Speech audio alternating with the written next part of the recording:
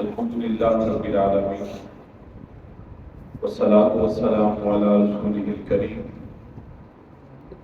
اما بعد فاعوذ باللہ من الشیطان الرجیم بسم اللہ الرحمن الرحیم یا ایھا الذین آمنوا ادخلوا فی السلم کافۃ ولا تتبعوا خطوات الشیطان انہ لکم عدو مبین صدق اللہ العظیم اللهم صل على محمد وعلى آل محمد كما صليت على إبراهيم وعلى آل إبراهيم إنك حميد مجيد اللهم بارك على محمد وعلى آل محمد كما باركت على إبراهيم وعلى آل إبراهيم إنك حميد مجيد رب زدني علما رب اشرح لي صدري ويسر لي أمري واحلل عقدة من لساني يفقهوا قولي.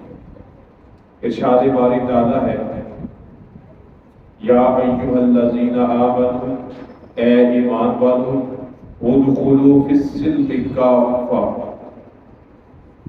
تم سارے کے سارے اسلام میں داخل ہو جاؤ ولا تتبعوا خطوات الشیطان اور شیطان کے قدموں کی پیروی نہ کرو انہ لکم عدو مبین کیونکہ وہ تمہارا کھلا دشمن ہے فَإِن زَلَلْتُم مِّن بَعْدِ مَا جَاءَتْكُمُ الْبَيِّنَاتُ پھر اگر تم کھلی نشانیاں آ جانے کے بعد پھسل گئے فَاعْلَمُوا تو جان لو أَنَّ اللَّهَ عَزِيزٌ حَكِيمٌ بے شک اللہ تعالیٰ غالب حکمت والا ہے.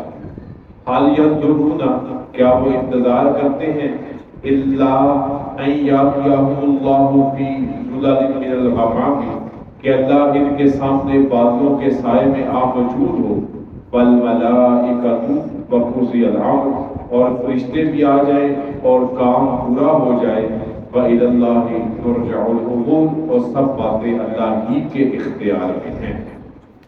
3 آیات مبارکہ ہیں سورہ بقرہ کی.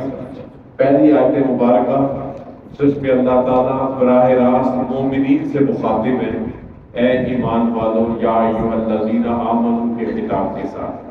قرآن مجید میں تقریباً 85 سے زیادہ مقامات ہیں جہاں پہ اللہ تعالیٰ ایمان والوں سے مخاطب ہیں. ان میں سے ایک مقام یہ ہے.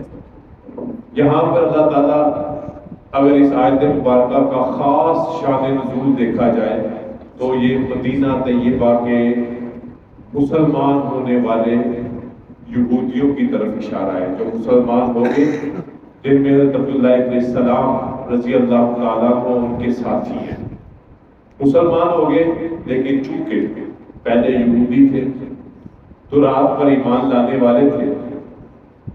انہوں نے چاہا کہ ہم اللہ کے نبی صلی اللہ علیہ وسلم سے یہود کی کچھ جو باتیں ہیں ان کی اجازت لے لیں. جیسے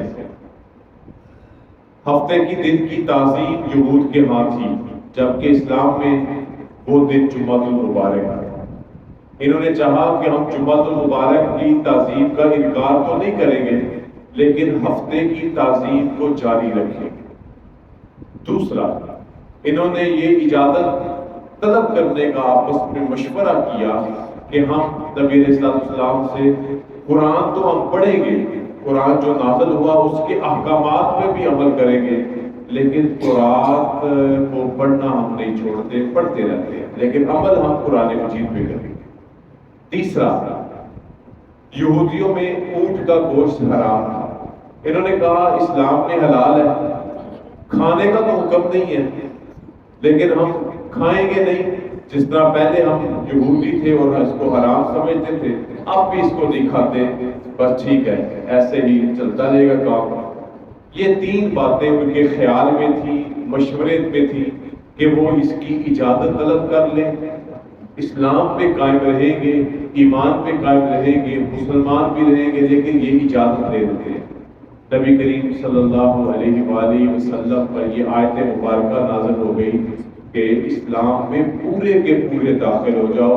مطلب یہ ہے کہ اس طرح کی اجازتیں اسلام کا مزاج نہیں ہے کہ تم مسلمان بھی ہو جاؤ اور اپنے سابقہ مذہب پر بھی قائم رہو. ایسا نہیں ہو سکتا.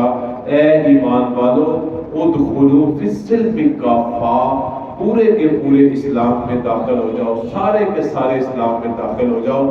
یہ اس آیت مبارکہ کا خاص شان نزول ہے۔ اگر ہم اس کے عموم کی بات کریں تو عام طور پر، عمومی طور پر اس آیت مبارکہ کا مفہوم یہ ہے کہ ایک مسلمان جب کلمہ کو مسلمان ہو جائے، اسلام لے آئے، ایمان والی زندگی میں داخل ہو جائے، تو پھر اسلام صرف ایمانیات کا تقاضا نہیں کرتا، صرف عبادات کا تقاضا نہیں کرتا، بلکہ اسلام کہتا ہے کہ تم اپنی 24 گھنٹے کی زندگی میں، چاہے وہ تمہاری معاشرت ہو، تمہاری معیشت ہو، تمہارا طرز حکومت ہو، تمہاری سیاست ہو، تمہارا اٹھنا بیٹھنا ہو، تمہارا کاروبار کرنا ہو، تمہارا بازاروں میں چلنا پھرنا ہو، تمہارے گھریلو معاملات ہوں، تمہارے ازدواجی تعلقات ہوں، یہ سارے کے سارے اسلام کے تابع ہونے چاہیے۔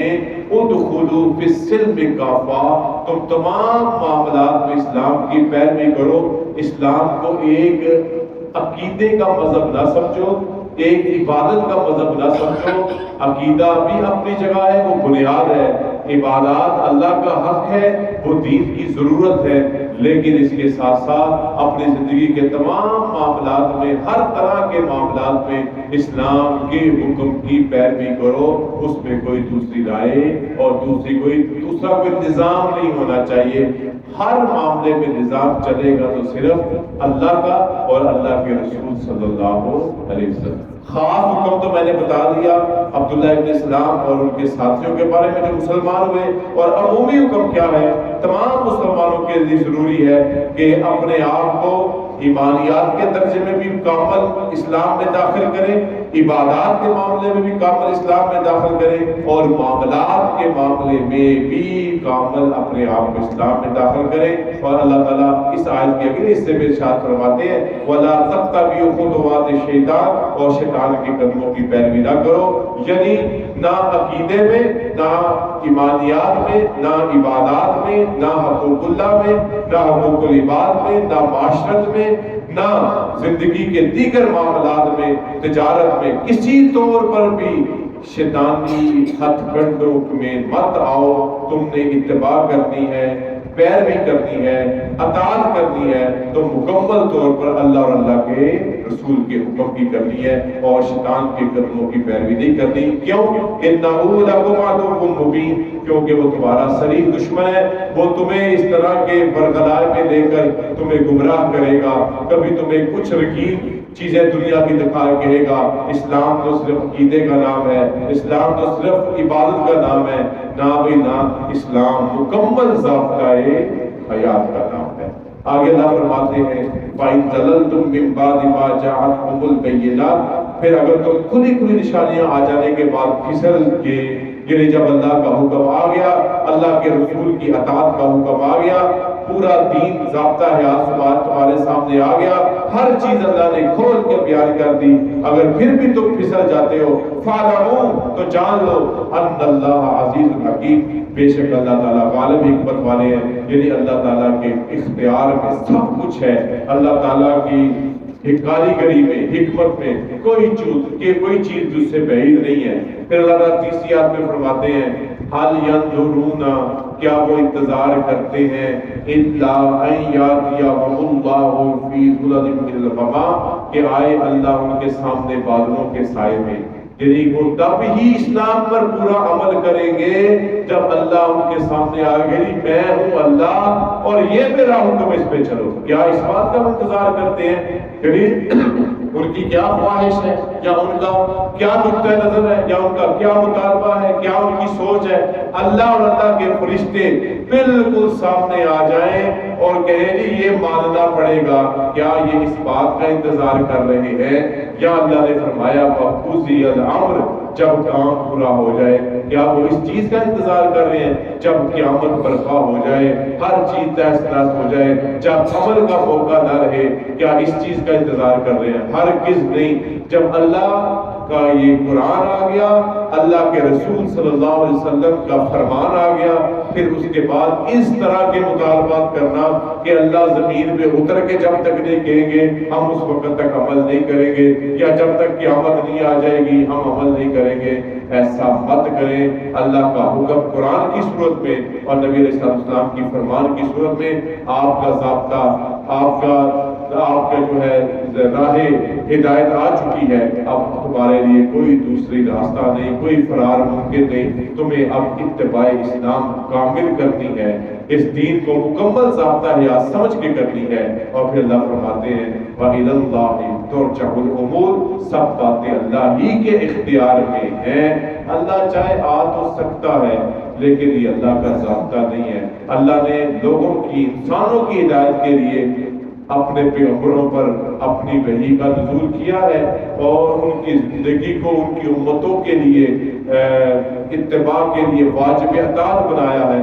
اب اللہ کا یہی فیصلہ ہے کہ ان کو دیکھو، ان پر اترنے والے وحی پر عمل کرو، جیسے کہ آپ حضور اکرم صلی اللہ علیہ وسلم اللہ کے آخری نبی ہیں، ختم نبوت اور آپ صلی اللہ علیہ وسلم کا آخری نبی ہونا، قرآن کا آخری وحی ہونا، اللہ کے نبی صلی اللہ علیہ وسلم کی احادیث و تعلیمات کا آخری آسمانی تعلیمات ہونا، اس کے بعد کوئی دوسرا فیصلہ، دوسرا حکم نہیں ہے۔ اب تم نے صرف ان باتوں کو ہی ماننا ہے، اور اللہ کے اختیار میں تو سب کچھ ہے، لیکن اللہ نے جب نبی علیہ السلام کو قرآن کی صورت میں وحی کو اور اللہ کے نبی کی تعلیمات کو جب بھیج دیا، اب تمہارے پاس ان کی اتباع کے علاوہ کوئی دوسرا راستہ نہیں۔ اور یہ 3 آیتیں ان کا آپس میں اس طرح سے جوڑ ہے کہ تم اللہ کے دین کی کامل اتباع کرو، اور اس کے بعد اس بات کی کھلی نشانیاں آنے کے بعد تمہارے لیے راہ فرار اور پھسلنے کا کوئی موقع نہیں،